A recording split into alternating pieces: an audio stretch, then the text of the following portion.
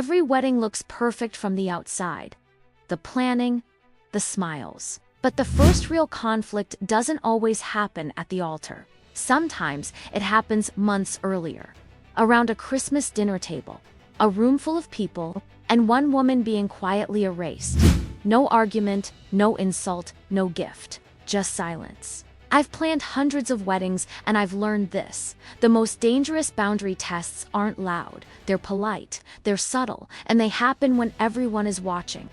I'm Emily Carter, a wedding planner, and I've seen what really happens after the honeymoon. Before we begin, make sure to subscribe and turn on notifications so you don't miss any of our wedding stories. And if you're already here, drop a comment and tell me where you're watching from. Now, let's get into it. Savannah Langford was the kind of woman I immediately recognized as someone who tries to do everything right. Organized, thoughtful, careful with her words. She wasn't trying to impress anyone in a flashy way. She just wanted to belong. When she talked about Evan's family, she always used phrases like "they're very traditional" or "family means a lot to them," the way people do when they're trying to convince themselves as much as they're explaining it to someone else. The Christmas dinner she told me about happened a full year before the wedding, back when the engagement was still new and everyone was pretending this was the easy part. Lorraine Langford, Evan's mother, had made it very clear that Christmas at her house was not optional. It wasn't framed as an invitation. It was framed as a test of seriousness. If Savannah wanted to be part of the family, this was where it started. The house itself was exactly what you'd expect from a woman like Lorraine. Impeccably decorated, every ribbon coordinated, every ornament placed with intention. Nothing casual, nothing accidental. Savannah arrived early, wearing a conservative sweater she'd agonized over, carrying a carefully chosen hostess gift that she later told me she'd wrapped and re-wrapped 3 times because she didn't want it to look too much or not enough. From the moment she walked in, Savannah felt it, that invisible ranking system that some families operate under, where everyone seems to know their place without it ever being explained. Seats at the table weren't random. They were assigned. Evan was placed close to his mother. Savannah was placed beside him, close enough to be seen, but far enough to feel like she was still being evaluated. Lorraine was polite, not warm, not cruel, polite in the way that keeps you off balance. Compliments were given sparingly, always directed at someone else. Savannah noticed that when she spoke, Lorraine listened just long enough to respond, then immediately redirected the conversation. No outright hostility, just absence. After dinner, the family moved into the living room for what Lorraine called our little tradition. Savannah told me she smiled when she heard that. Traditions sound comforting when you're trying to be accepted. Everyone gathered, drinks in hand, and Lorraine positioned herself near the tree. A neat stack of wrapped gifts beside her chair. She explained that she liked to give presents one by one. Say a few words, make it personal. Savannah remembers thinking it was sweet, meaningful, even. She sat up a little straighter, hands folded in her lap, telling herself not to overthink it. Of course, there would be something for her. Why wouldn't there be? Lorraine began calling people forward by name. Evan's siblings, an aunt, a cousin, each gift came with commentary. How proud she was, how important they were to her, how much they contributed to the family. Savannah clapped, smiled, nodded at the right moments. She kept telling herself, maybe mine is last. Maybe she's saving it. As more gifts were handed out, the room grew quieter. Savannah could feel the shift even before she understood it. That subtle discomfort when people start to realize something is off but no one wants to name it. She glanced at Evan once. He was watching his mother, not her. Lorraine eventually reached the end of the stack. She looked around the room, smiled, and said how grateful she was for everyone she loved being there. Then she sat down. No name, no glance, no acknowledgement. Savannah didn't move. She stayed seated, her smile frozen, because what do you do when the insult is delivered through omission, when reacting feels like making a scene, but staying quiet feels like agreeing with what just happened? I remember Savannah asking me later, her voice shaking just slightly, "Emily, was I supposed to say something?" Or was the point that I wasn't supposed to exist at all? And sitting there across from her, I already knew the answer. Because when a mother-in-law uses silence like that, it's never an accident, it's a message. Savannah told me later that what hurt the most wasn't just the lack of a gift, it was the waiting. The way she had sat there minute after minute, convincing herself that the moment hadn't passed yet. That maybe Lorraine was about to stand up again. That maybe there was one last box tucked behind the chair. That maybe she was imagining the tension in the room. That's the thing about boundary tests like this. They don't announce themselves. They rely on hope. In that living room, Savannah became painfully aware of her own body. Her hands felt too still. Her posture felt too rigid. She could feel the heat in her face, that slow, creeping warmth that comes when embarrassment has nowhere to go. Everyone else shifted slightly, eyes darting and then quickly looking away, as if acknowledging her would somehow make the situation worse. Lorraine, on the other hand, looked perfectly comfortable. She crossed her legs, lifted her glass, and started a new conversation about holiday travel plans. Her voice was calm, light, almost cheerful. Savannah noticed how practiced it sounded, as if this exact silence had been anticipated. And here's where the test really began. Savannah didn't speak. She didn't ask.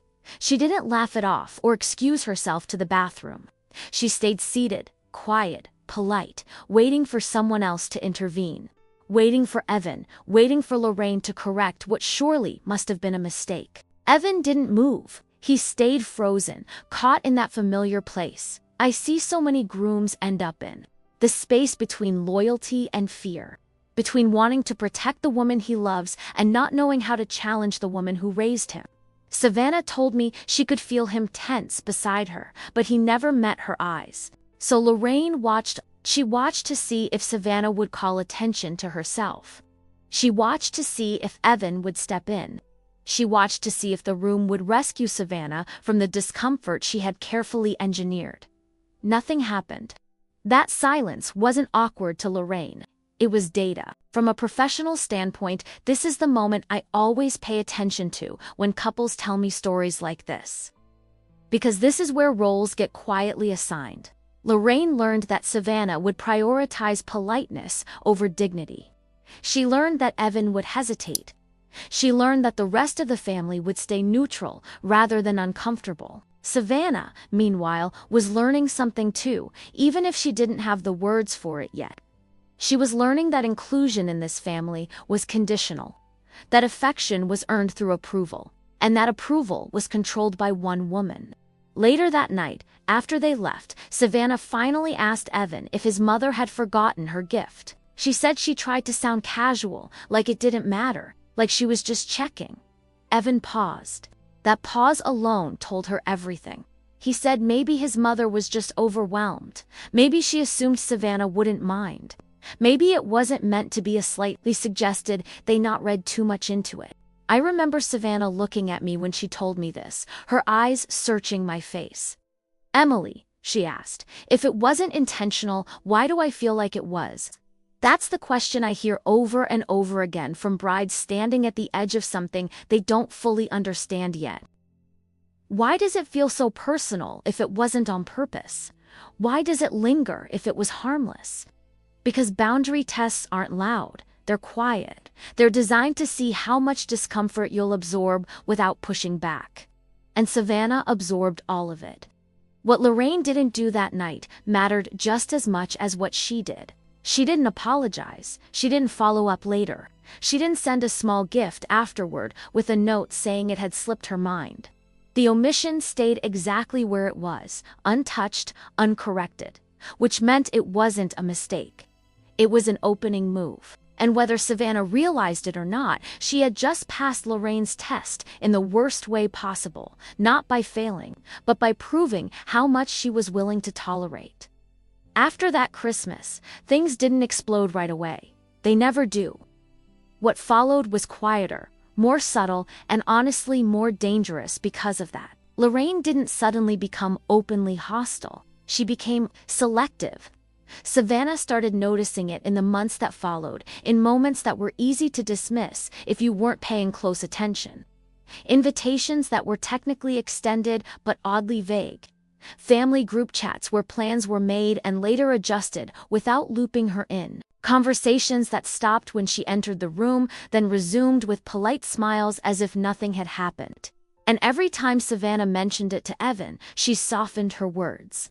She didn't want to sound dramatic. She didn't want to be that fiancé, so she'd say things like, maybe I misunderstood, or I might be reading too much into it. Evan, relieved to grab onto that uncertainty, agreed. From Lorraine's perspective, the escalation was elegant. She never raised her voice, never insulted Savannah directly. She simply reinforced the hierarchy she'd established that Christmas night.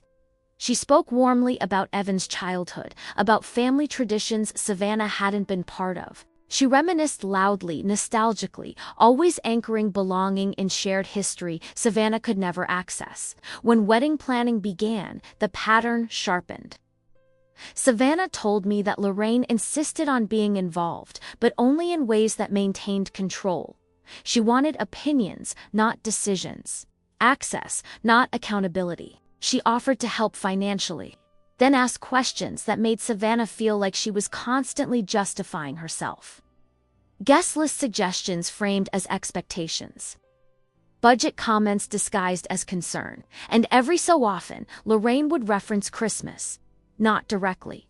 Never directly. She'd say things like, I just believe respect matters in this family, or I value people who understand their place, always smiling, always calm. Savannah told me she felt like those words were aimed at her, even when they weren't said to her. I remember Savannah asking me during one of our planning meetings, is it normal for a mother-in-law to make everything feel like a test? Her voice cracked slightly when she said it, and I could hear the exhaustion underneath. She wasn't angry yet, she was confused, worn down. From where I stood, it was clear. Lorraine wasn't reacting to Savannah's behavior, she was shaping it, conditioning her to seek approval that would never fully come. And the escalation wasn't just emotional, it was social. At family gatherings, Lorraine began praising other women in the family in front of Savannah, complimenting their manners, their loyalty, their understanding of how things are done. Savannah would smile, nod, absorb it. Each compliment landed like a comparison, whether it was meant to or not. I couldn't help but think back to that living room, to the moment the gifts stopped. That wasn't just a one-time humiliation, it was a blueprint. Lorraine had learned exactly how much silence it took to make Savannah doubt herself. And Savannah, without realizing it, was shrinking. She stopped volunteering opinions, she deferred more often, she tried harder, bought better gifts, sent thank you notes that were longer than necessary. All the things women do when they believe kindness will eventually be rewarded. But here's the truth I wish every bride understood sooner. Escalation doesn't always look like cruelty. Sometimes it looks like consistency. Lorraine kept doing what she'd always done, excluding just enough, acknowledging just enough. Letting Savannah feel close, then reminding her she wasn't quite there. And by the time Savannah realized this wasn't going to resolve itself, the damage was already layered into the relationship. The Christmas dinner wasn't an isolated incident anymore. It was the foundation. And the next time Lorraine chose to make a point, it wouldn't be quiet. It would be impossible to ignore. By the time the next Christmas came around, Savannah already knew something was wrong. Not in a dramatic, explosive way. It was more like that quiet pressure you feel before a storm, when the air itself seems heavier. Nothing had been resolved since the year before. Nothing had been acknowledged. And that silence had settled into their lives like dust, coating every interaction. I remember thinking, when she told me this part, that Lorraine didn't need to repeat the humiliation exactly the same way. She was far more creative than that. Women like her don't recycle tactics, they refine them. This time, the dinner wasn't just family. It was extended family, friends, a few business associates. People Savannah barely knew, but felt she had to impress. The house was even more immaculate than the year before, if that was possible. Candles everywhere. Place cards, handwritten, servers moving quietly in the background, and Savannah, she was no longer just the girlfriend, she was the fiancé official. Visible, impossible to pretend she didn't exist, which made what happened next so much worse. After dinner, Lorraine announced the gift exchange again. Same tone, same smile, same carefully staged performance. Savannah told me her stomach dropped the moment she heard it. Because once you've been humiliated in silence once, you never forget the sound of the door closing behind you. This time, Lorraine had more gifts, many more. She called people up one by one, not just family, friends, distant relatives, even a longtime housekeeper who received a generous envelope and a long speech about loyalty and dedication. Everyone clapped, everyone smiled. Savannah sat there, her hands clenched together, her heart beat loud in her ears. And this time, people noticed. She told me she could feel the glances, that awful side-eye curiosity that happens when an audience senses something unfolding but doesn't know how it will end. Some people shifted uncomfortably, others leaned forward, suddenly invested. Lorraine kept going, gift after gift, compliment after compliment. And then, once again, she stopped. But this time, she didn't just sit down. She looked around the room and said, calmly, clearly, in a voice that carried, "Believe gifts are for people who have earned my respect." Savannah said the room went dead silent. Not awkward silence, shocked silence. The kind that feels like all the oxygen has been sucked out at once. I remember Savannah asking me later, "Emily, was she talking to me or about me?" And that question alone tells you everything about how calculated this was. Because Lorraine didn't say Savannah's name. She didn't have to. Everyone knew. That's what made it public. That's what made it social. This wasn't a misunderstanding anymore. It was a declaration, a line drawn in front of witnesses. I can't even count how many times I've seen this exact move, both at weddings and outside of them. The mother-in-law reframes cruelty as values. Disrespect becomes standards, exclusion becomes principle, and suddenly, if the bride reacts, she's not responding to an insult, she's challenging morality itself. Savannah didn't cry. She didn't stand up, she didn't leave, she sat there. And honestly, that broke my heart the most. Because have you ever noticed how humiliating moments don't always make people dramatic? Sometimes they make them very, very still, like prey freezing in front of headlights, hoping invisibility might suddenly work. Evan finally spoke up. His voice cracked when he said, "Mom, what does that mean?" And Lorraine smiled at him, not kindly, but calmly, and said, "It means what it means." That was the moment I actually whispered no out loud when Savannah told me the story. Because that wasn't just about Savannah anymore. That was Lorraine reminding everyone in the room who held authority, who defined worth, who decided who belonged. And I want you, listening right now, to think about this. If someone gives gifts to everyone in a room, including staff, acquaintances, people they barely know, and skips one person sitting right there, is that forgetfulness? Or is that theater? Because to me, it sounds like a stage performance with one intentional empty spotlight. Savannah said that after that night, people started treating her differently. Some with pity, some with distance. A few with quiet sympathy that never turned into support. Lorraine's words had done their job. They reframed Savannah not as a victim, but as someone who had somehow failed a moral test. And that's the most dangerous kind of public consequence. Not being openly attacked, but being subtly reclassified. When Savannah finished telling me this, she looked exhausted. Not angry, not shocked anymore, just tired.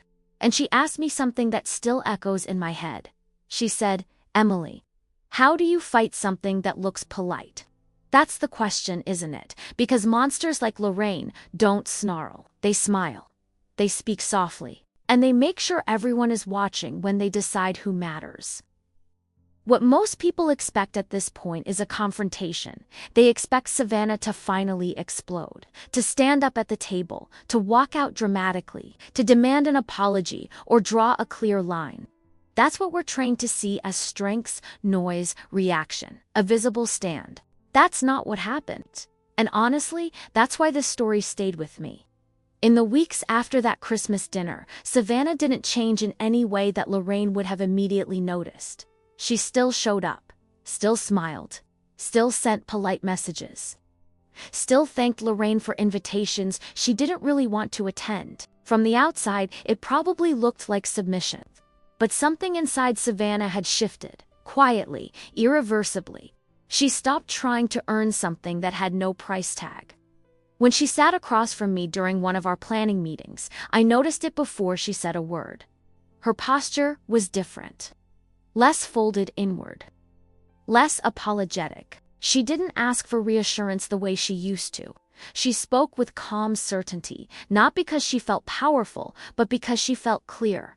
And clarity is dangerous to controlling people. Savannah told me that after that dinner, she went home and replayed Lorraine's words over and over. I believe gifts are for people who have earned my respect. At first, they echoed painfully.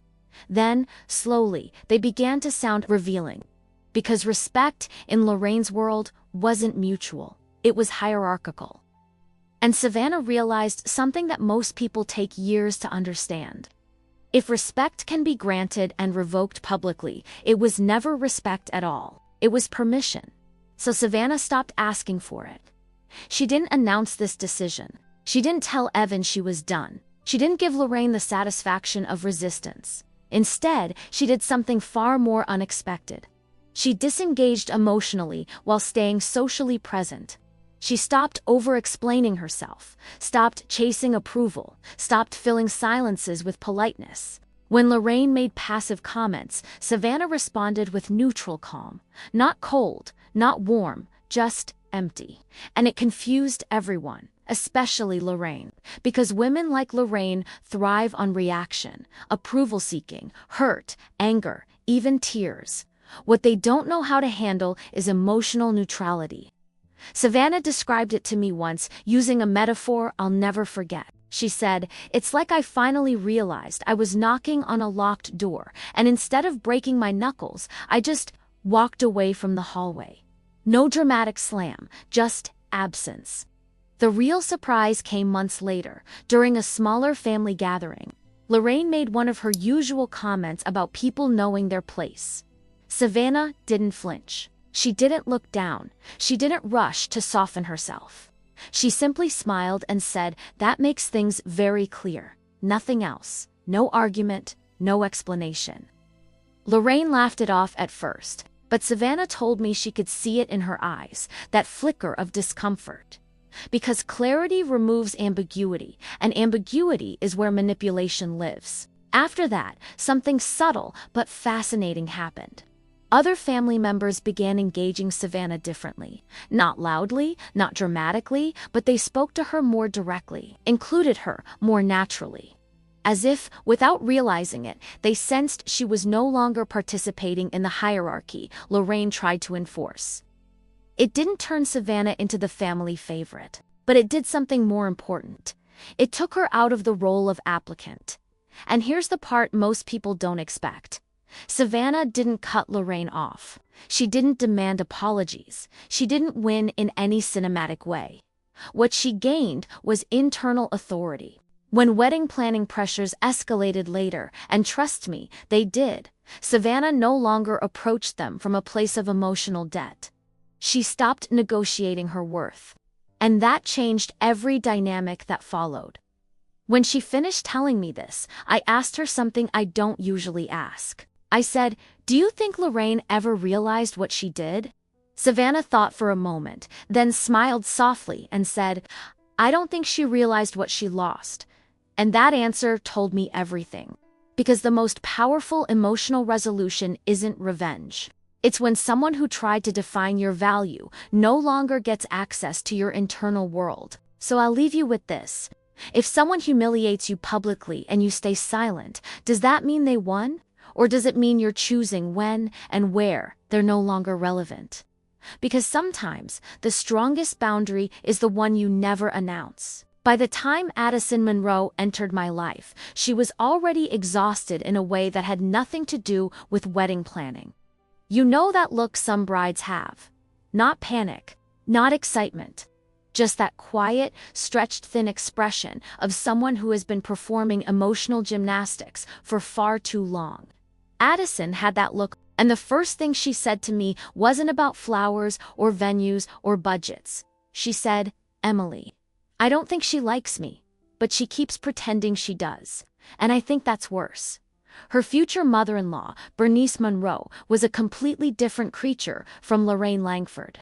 Where Lorraine was cold and minimalist, Bernice was abundance.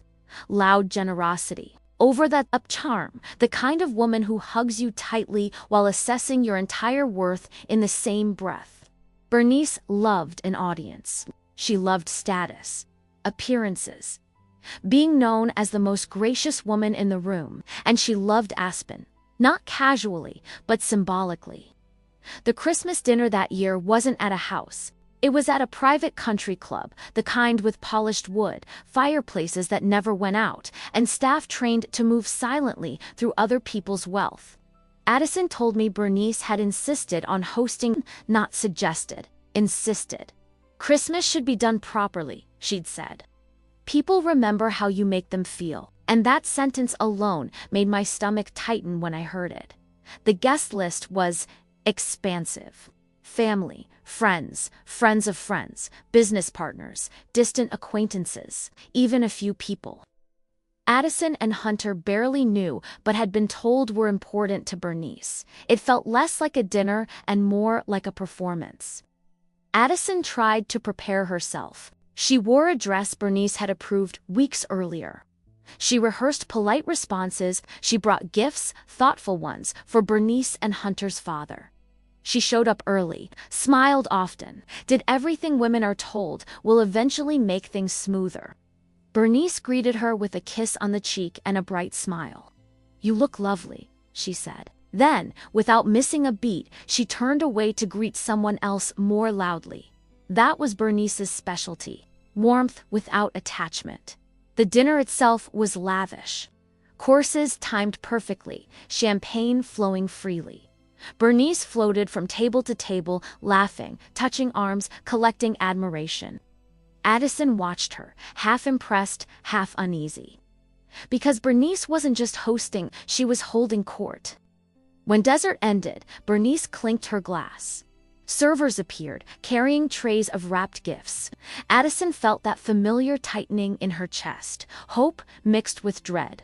She told herself not to be ridiculous. Of course there would be a gift. This was a room full of them. Bernice began handing them out. Not just to family, to staff, to acquaintances, to people who had clearly not expected anything and were now beaming with surprise. Each gift came with commentary, compliments, gratitude, stories about loyalty, history, connection. Addison waited and waited. She watched as a woman she'd met once received a silk scarf. A man she barely recognized received a bottle of vintage wine. A server received an envelope and a speech that earned applause. The pile of gifts shrank.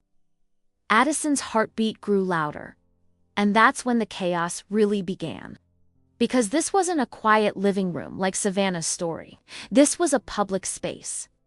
Dozens of eyes, whispers starting to ripple. People noticed. I remember Addison asking me later, "Emily, do you think she thought no one would see it?" That's the thing. Bernice didn't need no one to see. She needed everyone to see. The gift distribution ended. Applause followed.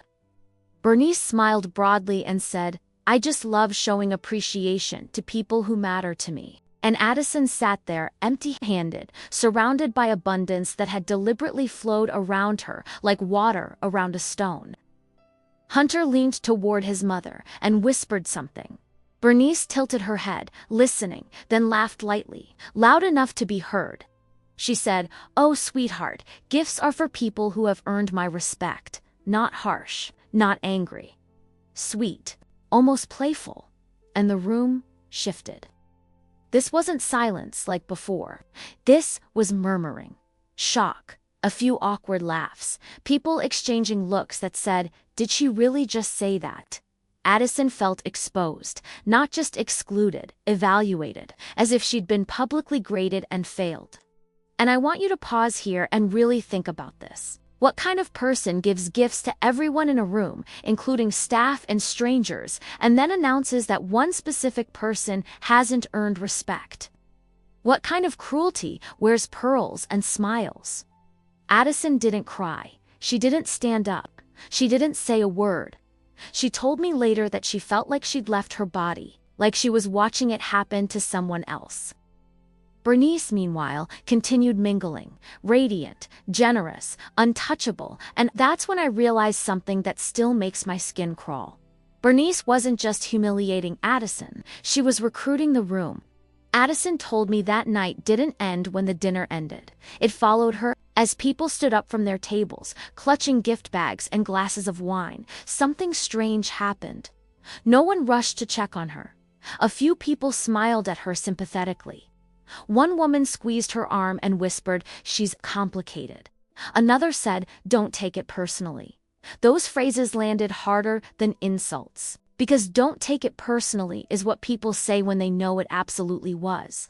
Bernice moved through the room like she hadn't just detonated a social bomb. She laughed. She posed for photos. She accepted compliments about how generous she was. And each time someone praised her, Addison felt smaller, as if the room itself was tilting away from her. Hunter tried to talk to his mother privately. Addison watched them from across the room. She said Bernice leaned in, nodding, smiling, touching his arm, the universal language of reassurance. Then she turned slightly, just enough for Addison to see her face. That smile vanished, not into anger, into indifference. And if you've ever been on the receiving end of that look, you know how chilling it is. It's the look that says, "You don't exist in this conversation." Hunter came back to Addison pale. He said, "She thinks you misunderstood." Addison laughed quietly when she told me that part, not because it was funny, because it was absurd. Misunderstood. What? The empty hands, the statement, the timing, the witnesses. This is where the boundary test sharpened. Bernice wasn't checking whether Addison would fight. She was checking whether she would accept the framing. Would Addison swallow the narrative that this was about values and not punishment? Would she minimize her own humiliation to keep the peace? Would she absorb the shame so Bernice could preserve her image? Addison went home that night and didn't sleep. She replayed the moment over and over. She imagined 100 different responses she could have given. Clever ones, calm ones, explosive ones, all of them too late. The next morning, Bernice sent her a text. Not an apology, a thank you. Thank you for being such a good sport last night. Family gatherings can be emotional. When Addison read that message out loud to me, I felt my stomach twist. Because that wasn't kindness. That was control disguised as grace. It reframed the humiliation as Addison's responsibility to manage. Addison didn't respond. And that silence was new. Days passed, then a week. Bernice sent another message, a photo from the dinner. Everyone smiling, everyone holding gifts. The caption read, "So grateful for traditions." This was the test. Would Addison re-engage? Would she thank Bernice? Would she apologize for being uncomfortable? Would she prove she was still eager to be accepted? Addison stayed quiet. And that's when Bernice escalated, but not yet in obvious ways. At wedding planning meetings, Bernice began inserting comments that sounded supportive, but weren't. She asked whether Addison had considered what kind of bride people would expect Hunter to have. She wondered aloud if Addison was comfortable with the level of sophistication his family was used to. I've heard those phrases so many times I could translate them in my sleep. They mean, are you grateful enough? Are you compliant enough? Are you aware you're replaceable? Addison started questioning herself. She told me she felt like she was constantly one wrong move away from being publicly disapproved of again. That Christmas dinner became a shadow over every interaction, a warning shot. And here's something that might surprise you. The chaos wasn't loud yet. It was social erosion. Friends stopped inviting Addison to certain gatherings, assuming Bernice would handle it. People deferred to Bernice's version of events without even realizing they were doing it. Addison wasn't being attacked, she was being quietly sidelined. I asked Addison during one of our sessions, "What scares you the most right now?" She didn't say the wedding. She didn't say Bernice. She said that if I say something, I'll look ungrateful, and if I don't, I'll disappear. Let me ask you something. How do you defend yourself when the attack is wrapped in generosity? When cruelty shows up with a bow on it? When the person humiliating you is also the most praised person in the room? Because that's the trap Bernice built. And Addison was standing right in the middle of it, without even realizing it yet. The next move was going to force her to choose between silence and something far more dangerous.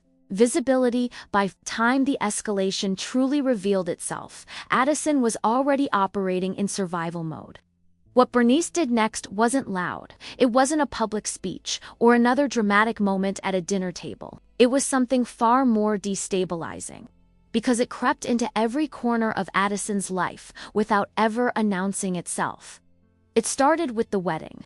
Bernice began calling vendors directly, not aggressively, not rudely. She framed it as concern, curiosity, helpfulness. She asked questions about timelines, costs, options. She casually mentioned that she was the one hosting Christmas at the club or very involved socially, the kind of statements vendors instantly recognize as power signals. I noticed at first when a florist mentioned Bernice by name during a call with me. That alone told me everything. Because when a mother-in-law starts inserting herself into vendor relationships, it's never about logistics. It's about authority, about reminding everyone who has social weight.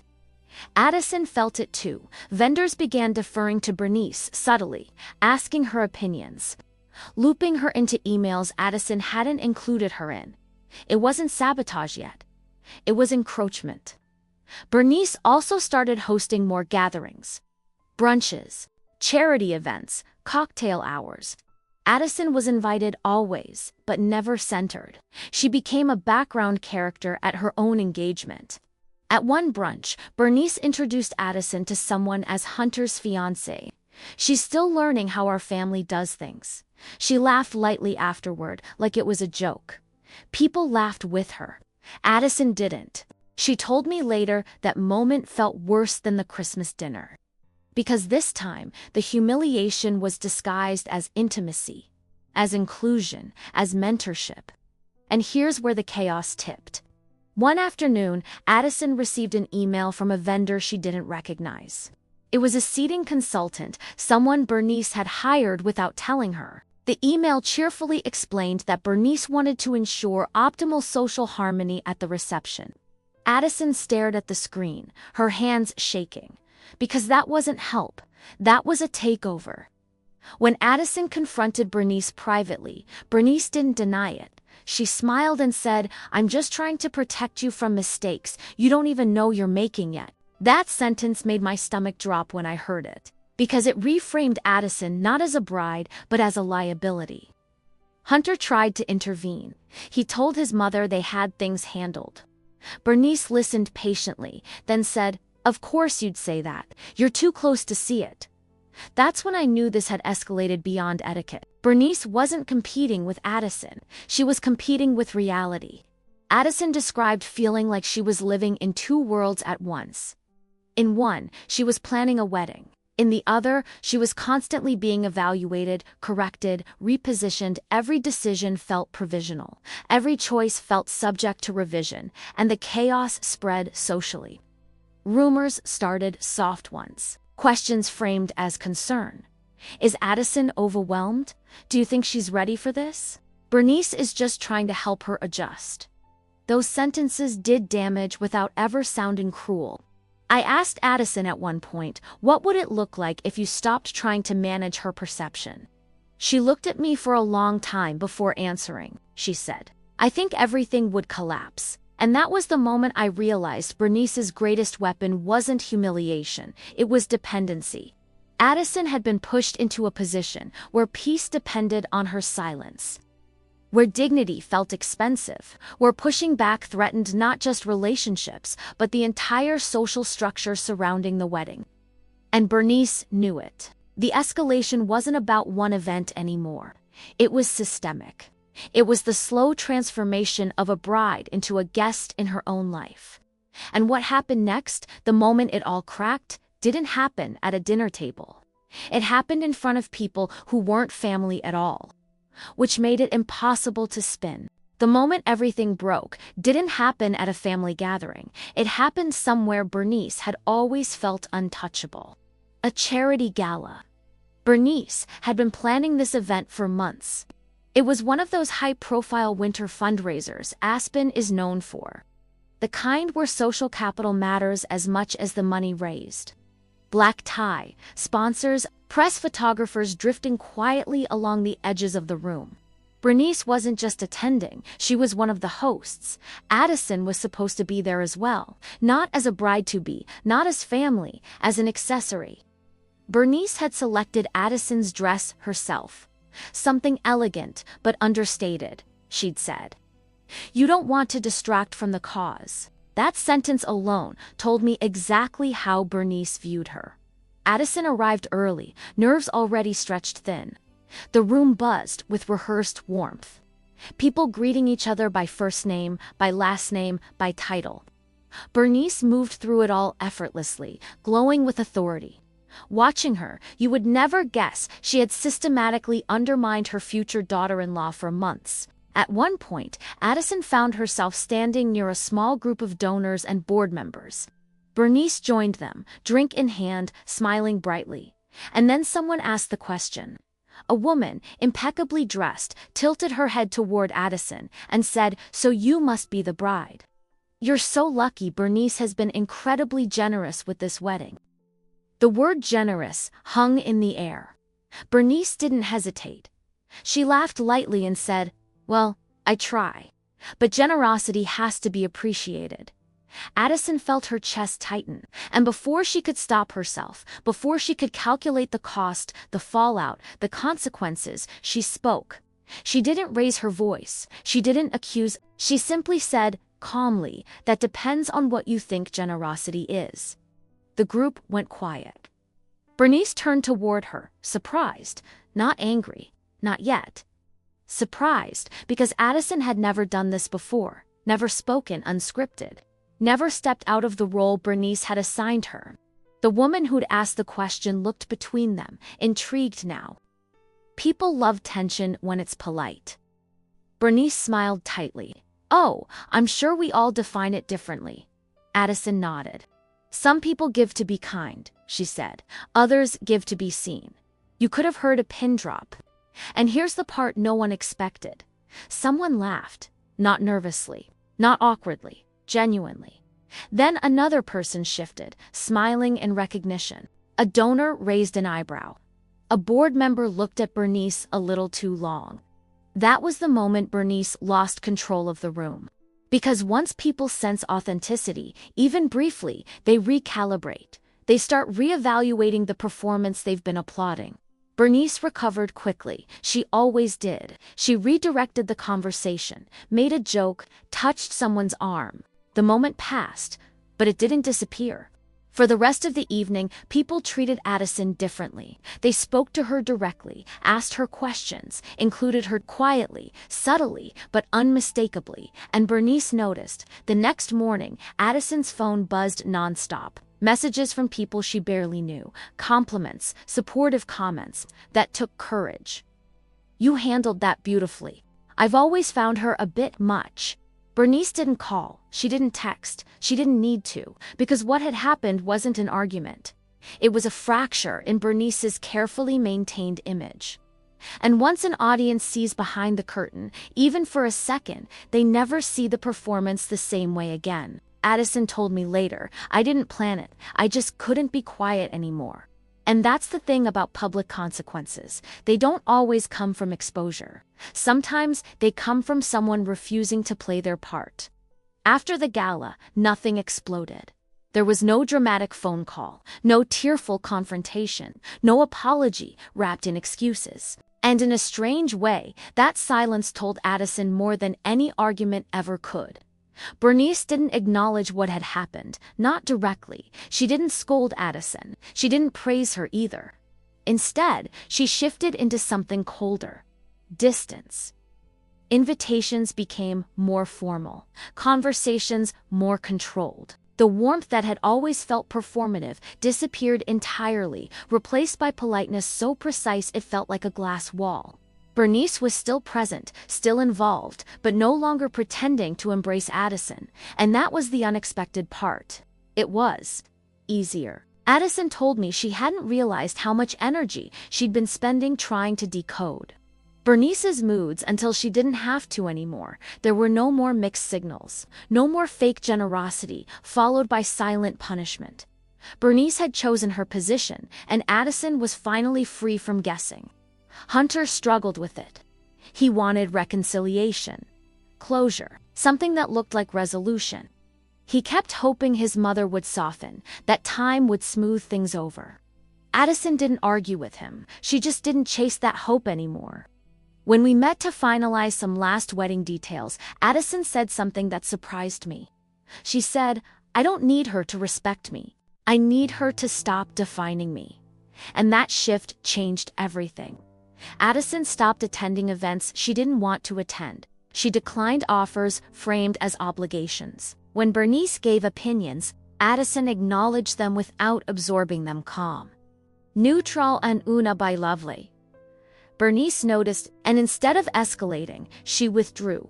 Because Bernice's power had always depended on participation, on Addison reacting, shrinking, adjusting. Without that, there was nothing left to manipulate. The wedding itself went beautifully. Not because Bernice suddenly behaved, but because her influence had been quietly limited. Vendors were redirected, boundaries enforced without speeches or ultimatums. The day unfolded without the chaos everyone had feared.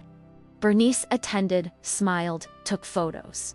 But she wasn't in control. And here's the part most people don't expect. Addison didn't feel triumphant. She felt calm, not victorious, not vindicated, just steady. When I asked her later how she felt about her mother-in-law now, she thought for a long moment. Then she said, "I see her clearly, and I don't need her to see me." That's emotional resolution without fireworks, without applause, without revenge. It's the moment someone steps out of a power struggle by refusing to keep pulling on the rope. So let me ask you this. If someone builds their power by humiliating you publicly, what happens when you stop giving them a stage? Because sometimes the most unexpected ending isn't confrontation, it's clarity. I've spent most of my career standing just a few feet away from moments like these. Not as family, not as a guest, but close enough to see what people don't realize they're revealing when they think they're being generous, traditional, or simply doing things their way. Weddings, holidays, galas, they're all the same stage dressed differently. White linens or red tablecloths, candles or fairy lights, it doesn't matter. When there's an audience, there's power. And when there's power, there's always someone testing how far it reaches. What stayed with me about both Savannah and Addison wasn't the cruelty itself. I've seen worse.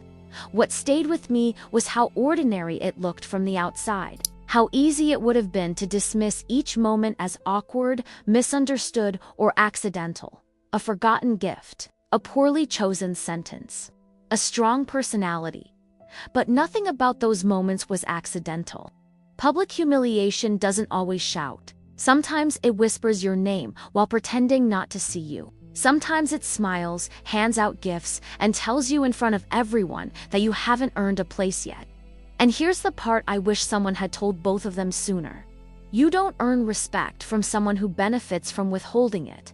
People who use respect as currency aren't protecting values, they're protecting hierarchy. They're making sure you stay just close enough to want approval, but never close enough to feel equal.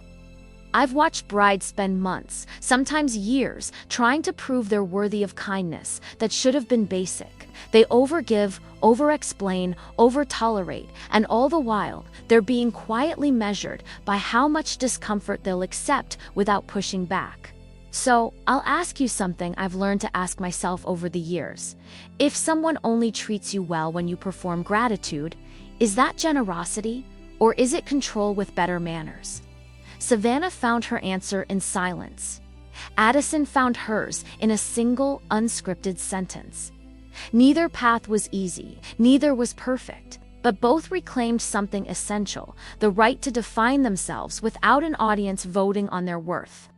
And maybe that's the real line, not the one drawn at a dinner table or a gala, but the one you draw the moment you realize you don't need to participate in a performance designed to shrink you. If you've ever been excluded in a room full of people, I want to hear from you. Would you have stayed quiet, or would you have spoken up? And if stories like this feel uncomfortably familiar, you're not alone. Subscribe, stay with me, and we'll keep talking about the moments no one warns you about until you're already sitting at the table.